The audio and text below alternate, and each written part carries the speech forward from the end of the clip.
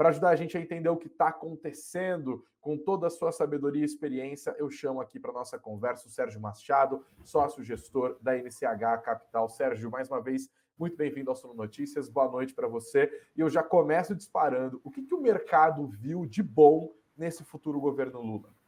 Bom, boa noite, obrigado pelo convite, apesar de você me botar numa fogueira, né, que é o tipo da coisa que a gente está vendo um país tão dividido como jamais eu vi. Né? Eu acho que isso é o mais importante.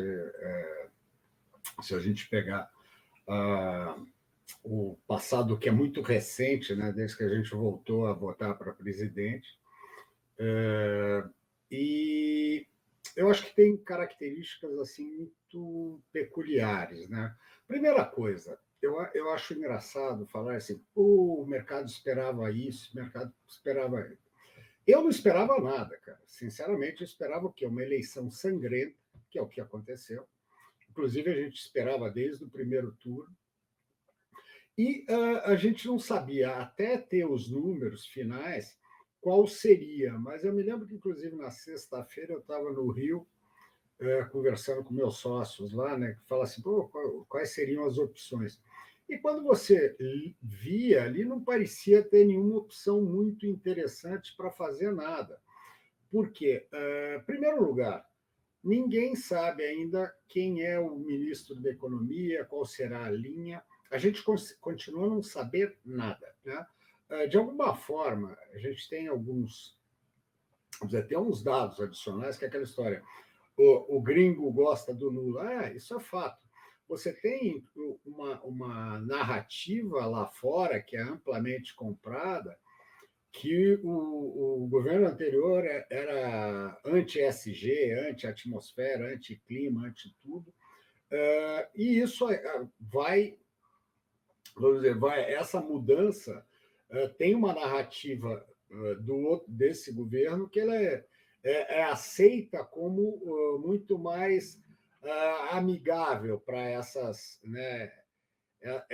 pautas. Então, você tem um lado, né, que você vê que até rapidamente a Noruega, a Alemanha falaram em recompor os fundos para a Amazônia. Então, isso é um fato. Né? O governo do PT ele tem essa facilidade de andar nesses governos, que todos eles também têm um viés mais socialista. Né? Então, a postura do governo anterior, que era muito mais centro-direita, né, você já tinha um choque meio que tradicional. Então, a queda disso gera gera um certo ânimo. Agora, é engraçado também falar assim, não, o gringo entrou. Você acha que o gringo do SG entrou na segunda-feira? Não. Por outro lado, no caso, você tem uma coisa que é muito importante, que, mais uma vez, nós estamos numa situação extremamente confortável no que tange a situação econômica e as perspectivas de curto prazo. Né? É lógico, você tem um fiscal, mas você lembra, o fiscal é o bicho-papão nos últimos N anos. Né? E muitas vezes é o fiscal que é um bicho-papão meio difuso, ninguém sabe. É sempre fala, é o fiscal. Até o Banco Central, na gestão da taxa de juros, muitas vezes usou o fiscal como um subterfúgio, uma desculpa.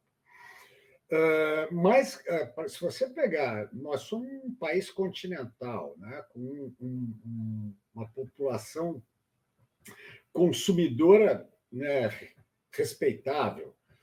Nós temos uma estrutura constitucional republicana extremamente sólida. Né? Nós temos uma situação bem diferenciada do que se olhar todo a América Latina. Né? E se você olha a Europa hoje virou terceiro mundo. Né? Você tem muito poucas perspectivas econômicas de curto prazo boas. Eles continuam com um problema sério de inflação, continuam com um problema sério de juro fora do lugar. Né? Então, você tem assim, um problema sério de crescimento. Né? Então, quando você olha para onde botar o seu dinheiro, no Brasil realmente ele tem um interesse, né? Ele se destaca hoje, porque a gente tem a inflação cadente, ainda alta, mas cadente, né? Você tem juros altos que tendem a cair, né? Então a gente tem um arcabouço extremamente atraente, né? Agora, uma coisa que eu acho que tem que ficar bem claro, que diferente, se a gente lembrar na eleição de 2002, primeiro que existiu uma pauta muito ex ante, muito mais agressiva, muito mais ideológica, né, do que hoje em dia. Principalmente naquela época você tinha um partido que nunca governou, que tinha muito pouca experiência com a coisa. Era um PT marinheiro de primeira viagem e Total. deslumbrado com o poder, né? Isso. Hoje eu vi uma análise da Globo News que me chamou a atenção, você me lembrou disso. Tem esse lance do deslumbre, né? O PT tentando fazer tudo, tentou comprar voto por meio do mensalão lá no primeiro governo, daí eles viram que não ia funcionar direito essa história, que eles estavam negociando diretamente com os parlamentares e burlando a estrutura dos partidos, né? Tanto que o Roberto Jefferson cirou, bateu o telefone para Renata Lopretti, foi lá e jogou tudo no ventilador, né? Explodiu o negócio todo. Daí você teve um PT de segundo mandato, você teve um PT que ganhou a eleição da Dilma, você teve a tragédia econômica da Dilma, você teve o impeachment da Dilma, o PT que perdeu as eleições de 2018 numa derrota fragorosa para o presidente Jair Bolsonaro, uma diferença de 10 milhões de votos, e o PT que volta ao poder agora é um PT que parece muito menos o PT, né, Sérgio? Eu fico me perguntando se não é justamente isso o que agrada ao mercado. A impressão que dá é que o PT histórico está enfraquecido quando um Geraldo Alckmin da vida vira o gestor da coordenação, da transição, né? Eu acho que o Geraldo Alckmin, para mim, é totalmente marginal nesse momento, tá certo? Eu acho que o importante é o seguinte: o PT ele continua visceral, né? Você pega a Glaze e tal, continua o mesmo discurso. Mas é aquela história, é a ala da cozinha, né? Que é da sala, que é o Lula tá, né? Segue numa linha mais calado. Isso daí é uma coisa pessoal dele, ele tem essa coisa.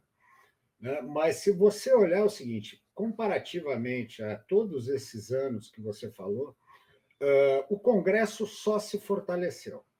Você nota que o executivo, cada vez mais, ele é refém do legislativo. Né?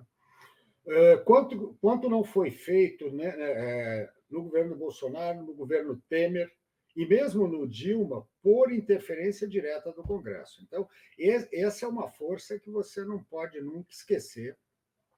Eu lembro que eu comentava o ano passado com um grande cientista político que é amigo nosso, que falava, a gente naquela dúvida com o crescimento e tal, pô, será que essa volta você podia ter uma revanche? Ele falava, Sérgio, calma. Hoje, tudo passa pelo Centrão, em primeiro lugar. Você tem uma força extremamente, né, bem fixada no Congresso e que por ela passa tudo. Então, as aventuras seriam mais difíceis. De lá para cá, o que aconteceu? Primeiro, houve um primeiro turno que já deu a primeira ducha de água fria, né, em qualquer linha mais extremista, né, porque os caras chegaram a acreditar em 10, 12, 15% de diferença, coisa que não foi uma diferença bem menor, 5%. E eu acho que é muito importante. E a diferença final da votação, ela foi pífia. Tá certo? Nós temos 2 milhões de votos, 2 milhões de votos, né, num colégio eleitoral, né, de 100 e tralá, é possíveis, muito pouco. 156 milhões de eleitores, 156 milhões de pessoas podiam ter votado, foram 120 e pouco. Isso. Mas, ou seja, nós nunca vimos isso. Photoshop foi Photoshop, né? Aquele último minuto, uma diferença muito menor que do primeiro turno, né? Que já tinha sido pequeno, mas foi uma diferença mínima. O que tem que se ficar claro, né? Essas narrativas de lado a outro, elas são cansativas, destrutivas, e elas enevoam a capacidade de enxergar das pessoas. Tá certo? Teve reação mais violenta, mas é muito menos violenta que qualquer manifestação do MST no passado, tá certo? Que estava na rua todo dia. Então, existe, eu acho que uma intransigência meio forte com o que foi. Para mim, o que é importante que essa manifestação ela mostrou o seguinte: tem uma parte da população, que é metade, que não concorda com a linha política do novo governo, sabe? Não adianta, sabe, qualquer tergiversação para esse lado.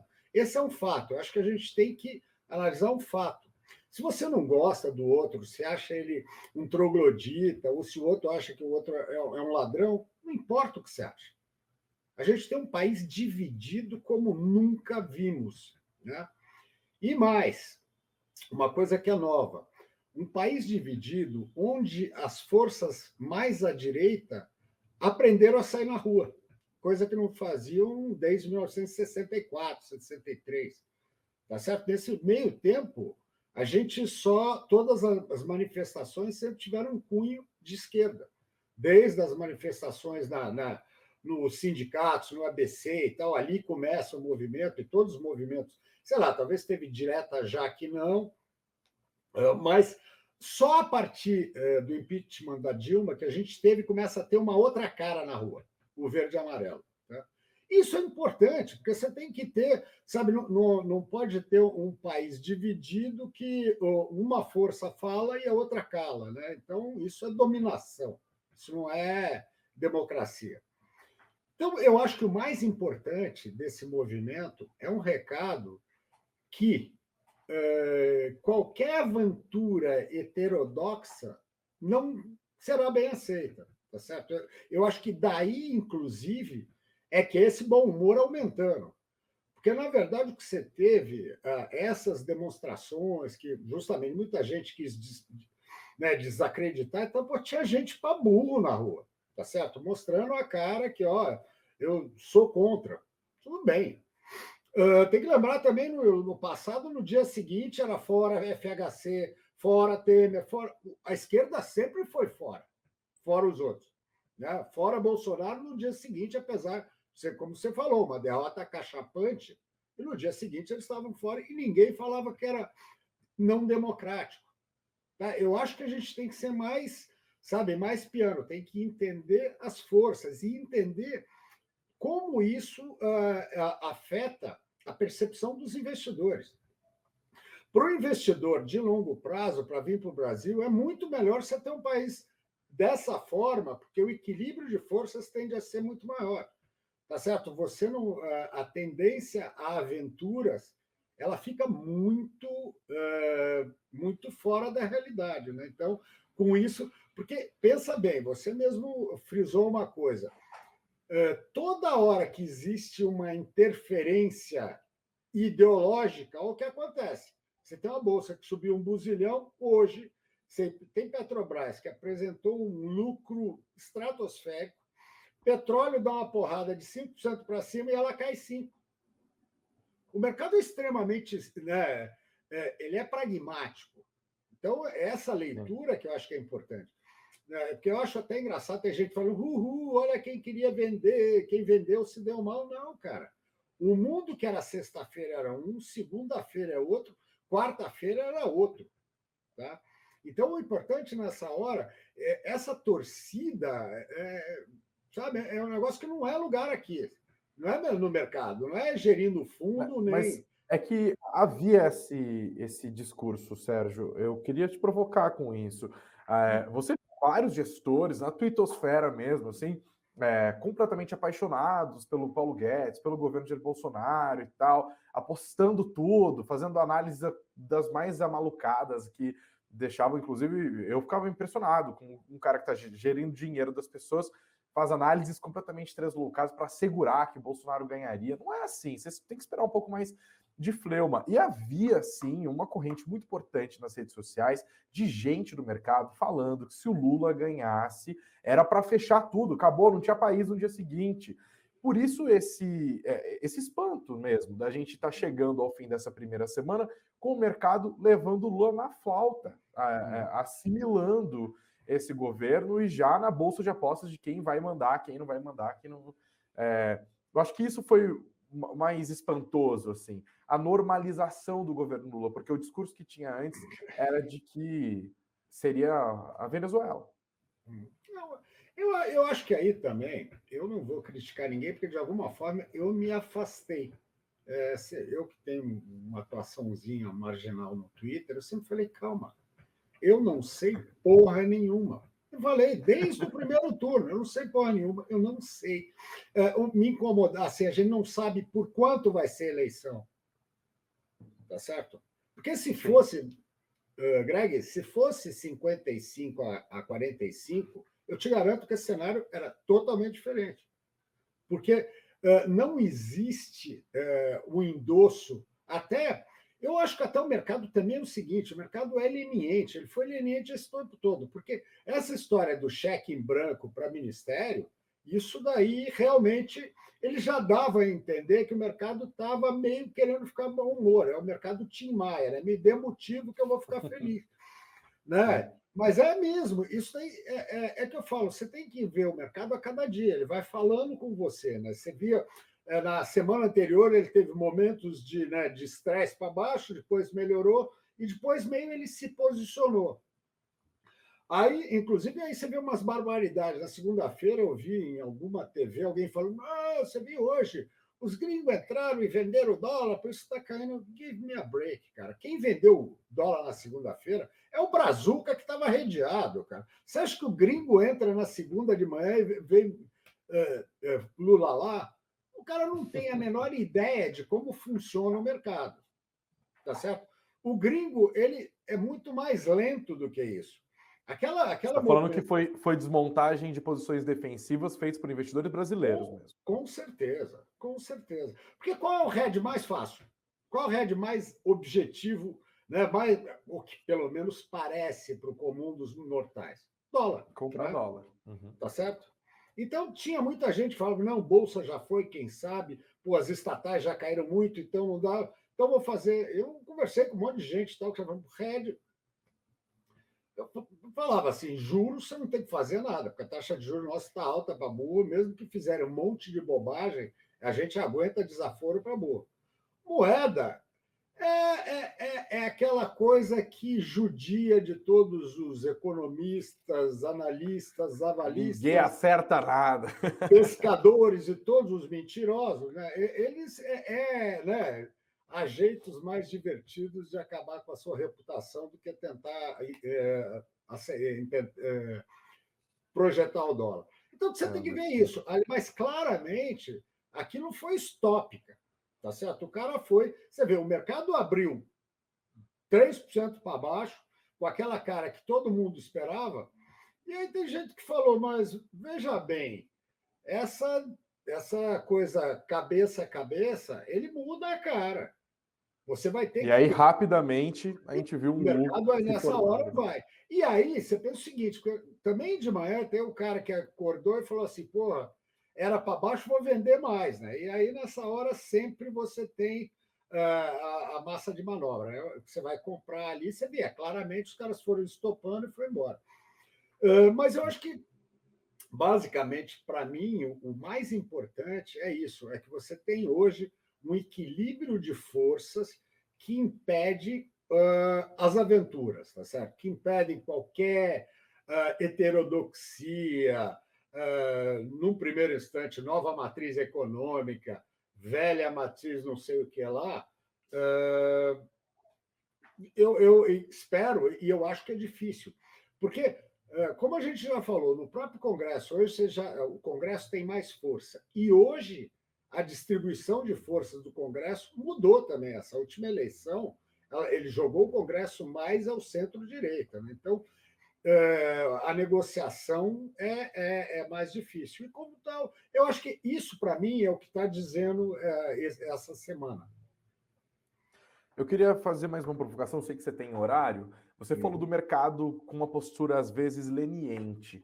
Acho que essa é uma palavra boa para usar também olhando para o noticiário dessa semana, porque a gente já está aqui, foi a primeira semana depois das eleições, e a gente já está discutindo aqui o furo no teto, que meio que já se sabe que vai ter. A questão é como vai ter e quanto que vai ser esse furo no teto. Ontem a gente estava conversando aqui e eu fiz essa provocação também, porque meio que esse furo no teto que o PT vai fazer, ele foi criado pelos 2 últimos furos no teto. É muito inocente já imaginar que o PT ia chegar no dia 1º de janeiro e falar para a galera do Bolsa Família, então, galera, dá mais 600 e 400, como o próprio presidente Jair Bolsonaro também tinha prometido isso. Só que a gente viu o movimento do mercado nesses 2 primeiros furos do teto, nesses 2 últimos, né, no governo Bolsonaro, falando, olha, beleza, os caras estão furando o teto, mas tem Paulo Guedes, tem agenda de reformas, e se for um Bolsonaro 2, vai avançar e tal, tem reforma administrativa para fazer, reforma tributária e por aí vai. Você acha que o mercado está esperando do governo Lula essa mesma postura de, beleza, eu estou topando aqui que você vai furar esse teto, mas eu quero contrapartida? E se sim, quais seriam essas contrapartidas esperadas pelo mercado financeiro? Pô, eu acho que aí a gente nem sabe direito, aí no detalhe do que seria a contraparte, aí eu estaria simplesmente na zona do chute total. Eu, como sou um cara mais velho, muito pragmático, eu não me aventuro a, sabe, supor ou criar hipótese.